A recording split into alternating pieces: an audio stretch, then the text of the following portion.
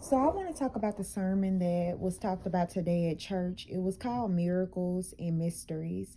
The pastor went on to tell us about a story that just happened to him. I think he said maybe 2 weeks ago, where his grandson, which is a little tiny baby, couldn't be older than, I'll say, 6 months, probably 4 months, experienced a life-threatening emergency where the parents found him, what they said, he was dead, and they said they took him to the hospital and they were able to revive him.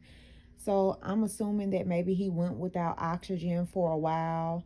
So with that being said, the child actually ended up, um, with brain injuries.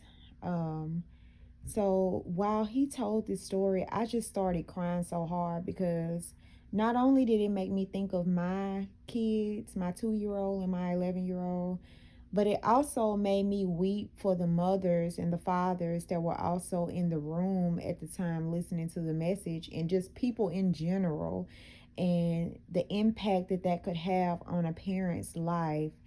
Um, and then I started to think how, as an expectant parent, you're carrying this child in your womb for 9 months. You don't know what is going to come out of you, really. I mean, you go to scans, get ultrasounds, and they tell you, the anatomy ultrasound lets you know if they have 2 legs, it lets you know if they have 2 arms, 10 fingers, 10 toes, eyes, nose, ears, mouth, brain, the works. And that's what we look forward to.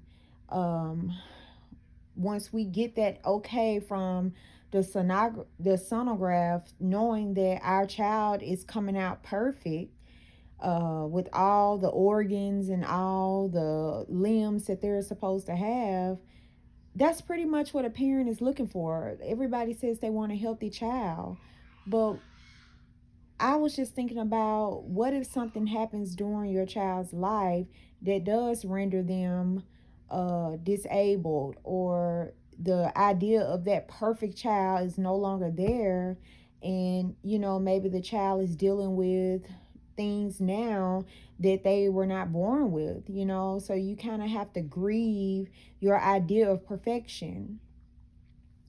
And I just want to let you know that just because something might have happened, or something took away from your idea of a perfect child, that child is still perfect. That child is not damaged goods. God still has a purpose for that child. If that child still has breath in its body, God has a purpose. I just want to come on here and say that, because that thought popped up in my head during the sermon, that that child is not damaged goods. That child has purpose. As long as there's breath in the body, it doesn't matter what else is going on as far as illness, disease, or anything like that. Praise God.